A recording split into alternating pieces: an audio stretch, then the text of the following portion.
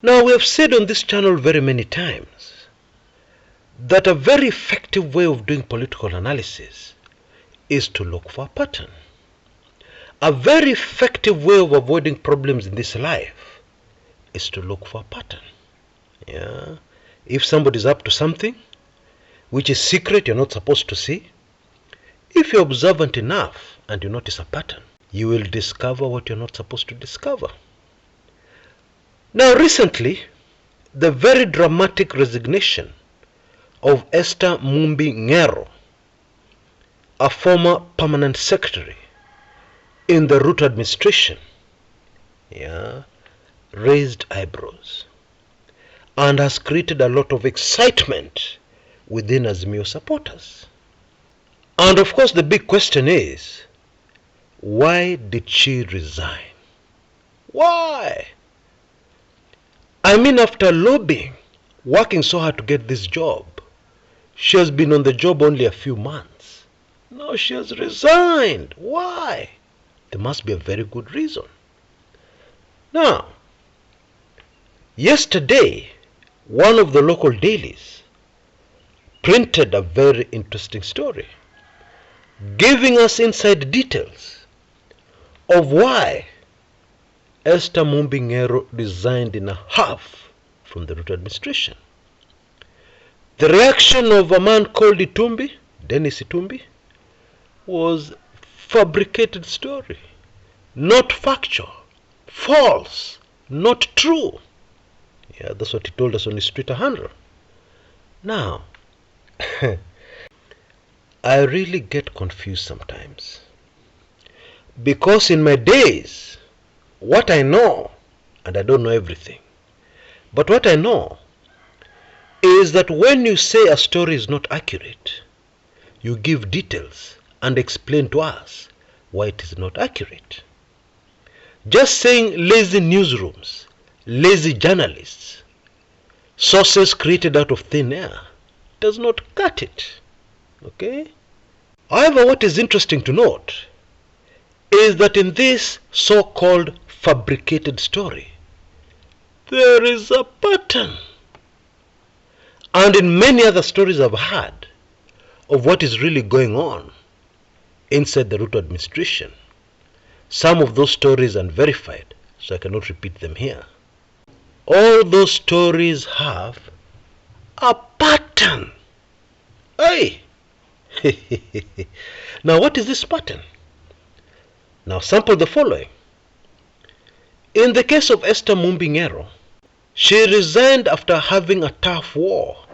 She resigned not too long after having a tough war with another PS named Aurelia Rono. Okay? Now, earlier, Dr. Josephine Buro, in a very famous case, was sacked from the Ministry of Health. And this happened after a tough war with another PS, whose name is Peter Tom. Okay? Now, I'm not sure if you've heard of another story where Alice Wahome went ballistic when she discovered that a certain development project had been transferred from the Mount Kenya region to another region in the country.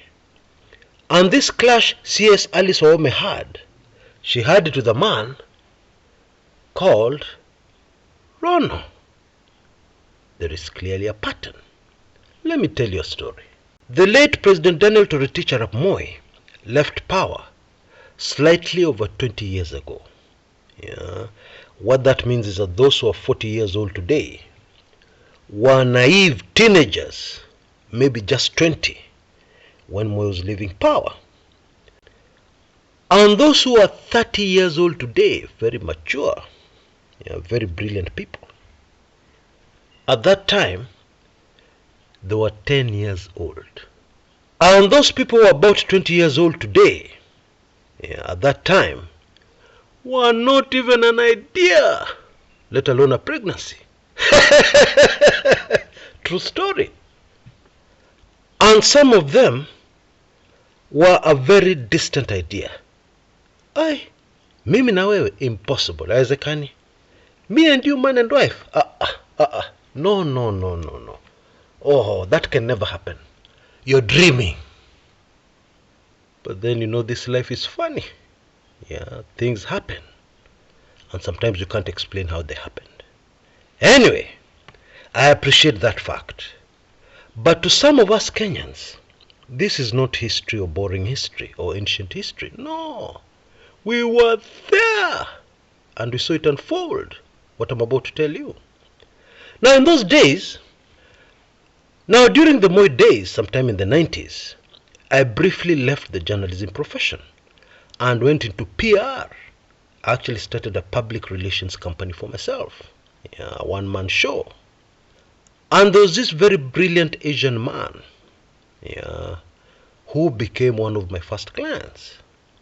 And what was he doing? He was selling something called speed governors, a gadget called speed governor, which is supposed to control the speed, limit the speed on a vehicle, especially a public service vehicle. And things were very good for him. My work was just to give him a good image in the public by showing Kenyans what he was doing. He was actually doing his best to ensure that these gadgets worked properly. Actually, he was very passionate about reducing road accidents in Kenya. If memory serves me right, he had lost a loved one in a grisly road accident within the country called Kenya. Anyway, things were good because in his contract with the Kenyan government, he was the sole importer. Nobody else in the country was allowed to import speed governors. And therefore he had container loads of the stuff in his godown somewhere in industrial area. For those who know Nairobi well. And this Asian man had a partner. And his partner was from the Mount Kenya region. And one day this partner of his, this man from Mount Kenya, was a minority shareholder. But he was the contact with the government. He had a friend within the government who hailed from the same community as President Moi. And that's how he had landed this contract. So one day, this man, who was the partner to my client, went out to have a drink. And he drank a little too much. And he said, while he was drunk, that these people from Moi's community are not very bright. I'll not say the exact words he used. This is a family channel. He used abusive language. And he talked and talked and talked about this community. And he went home and sobered up. And he was in the office on Monday morning, still rubbing his hands in glee, waiting to make a fortune from selling speed governors in Kenya. Because it was a directive from President Moi that all public service vehicles must have speed governors. And indeed, many vehicles had already started fitting them in. It was the only way they would remain in business. Moi alikuwa amesema, na Moi alikuwa akisema, amesema. It is the end of the story. And in those days, if you try to go to court, this thing is not in the constitution. Let me just say, ole wewe. You could end up in a lot of trouble. Or even 6 feet under. So the very next weekend, barely 6 days later, I was distributing a press release from my Asian client concerning this speed governor company. Complete with photographs of many public service vehicles fitting in the speed governors. And as you already know, I was the messenger of this company of mine. I was the chief executive officer. I was the secretary. I was the toilet cleaner. I was everything. And so after I distributed my press release to all the other media houses, I left the Nation group last. And in those days they used to have an office along Tomboya Street. Nation House was along Tomboya Street. And I had done this so that I would have time to have a chat with my very good friend, Joseph Karimi, who was the news editor of the Nation at that time. And I even remember what day of the week it was. It was a Saturday. And as I walked in, Bwana Karimi did not even greet me. He just asked me, "Have you seen this?"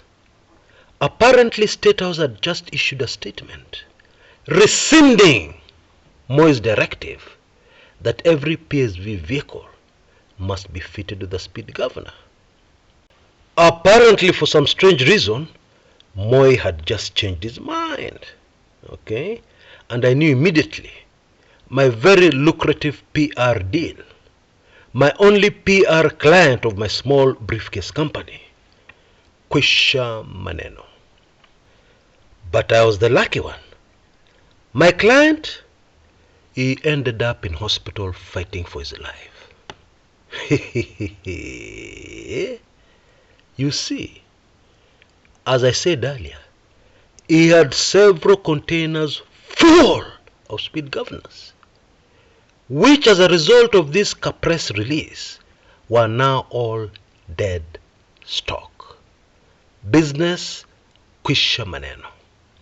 He was left holding a huge debt that maybe would take him the rest of his life to pay.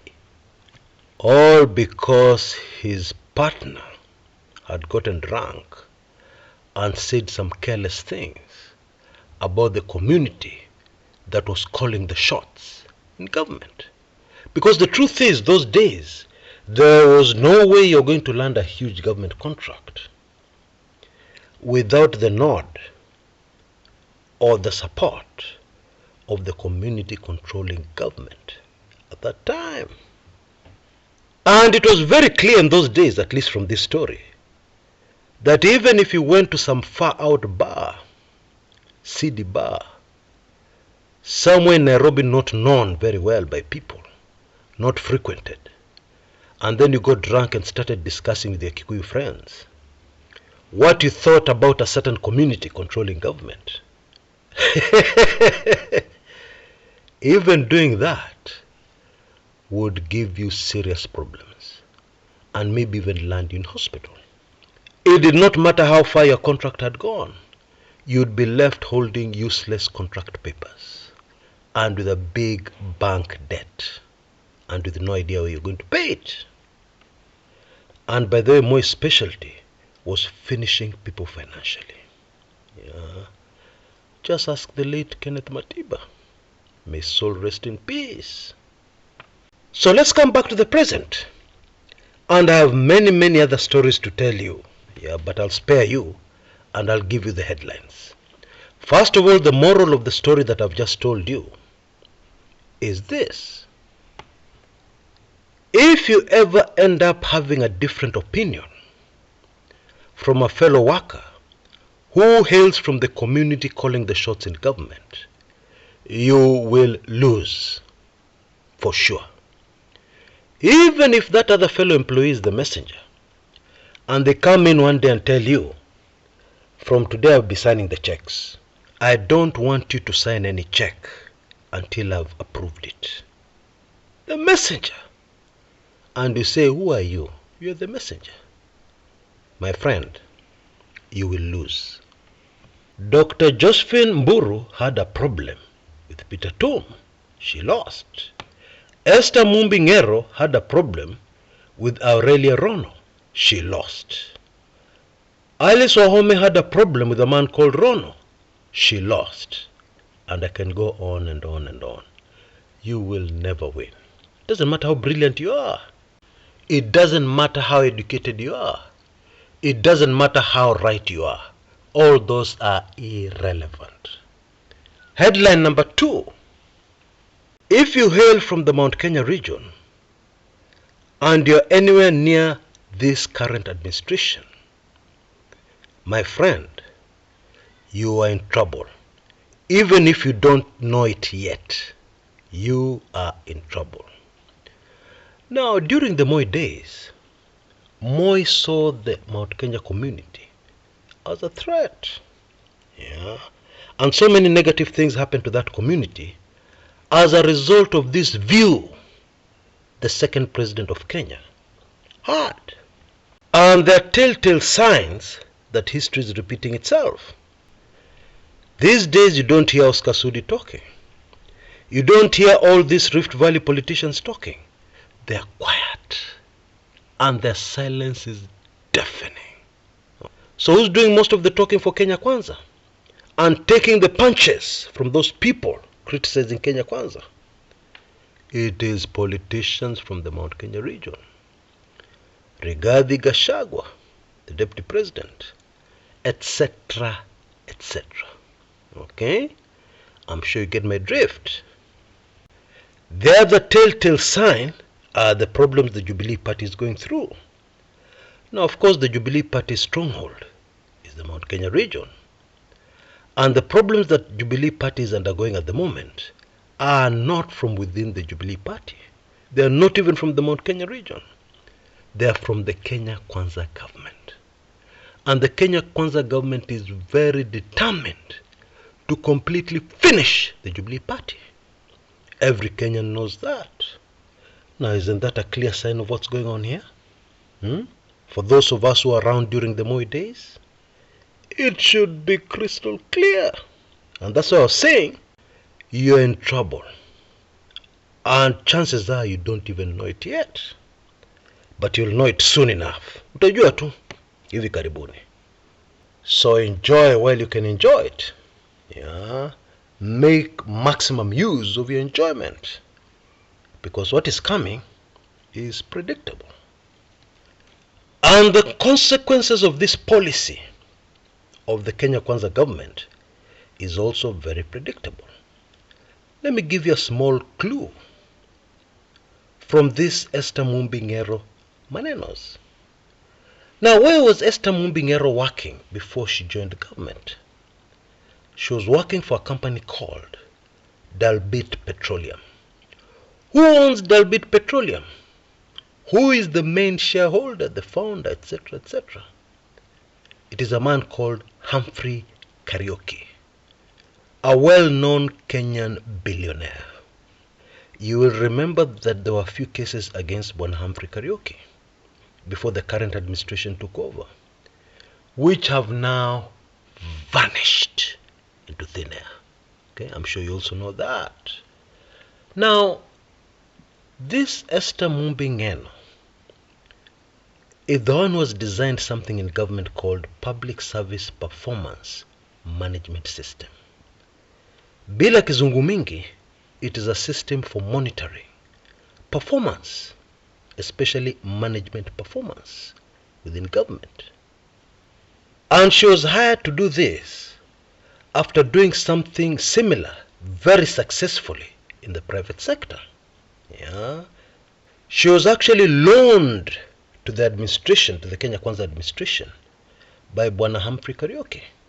He loaned the government one of his most valuable employees. Now that she has resigned, what do you think is going to happen? What do you think is going to be the view of Bwana Humphrey Kuria? Of course, this government has done a lot for him, but I'm sure you get the drift. Sooner or later, there's going to be a blowback. That one you can be sure of. You can be 1,000% sure of. But let's wait and see what happens, shall we? Allow me to give you a heads up. Weekly Intelligence Briefings number 108 is out. And I can't even describe it. Moto kuliko pasi ya makaa. It is beyond that. Okay? In this particular issue of WIB, I cover a highly sensitive topic. Political assassinations. Okay? And there's one unfolding in our country right now, believe it or not. Find out in my latest WIB. You can see the details on your screens right now. Take advantage of this very latest special offer. It is also super fascinating that this latest effort, kumaliza kabisa, is very similar to yet another political assassination that happened some time back, that of Mutula Kilonzo Sr. Okay, those who have taken in my ebook on that topic, very comprehensive, describing the most high-tech political assassination in the history of Kenya, that of Mutula Kilonzo Sr., will know what I mean. By the way, you can get hold of that ebook details on your screens, in case you've not seen it, because I refer to it in WIB number 108. And it might not be very easy for you to understand even the trends that have been unfolding in our country since 2013. It might not be easy for you to understand and put everything together without the information from this ebook that I did in 2013. Until next time, this is Kshs. Kumekucha.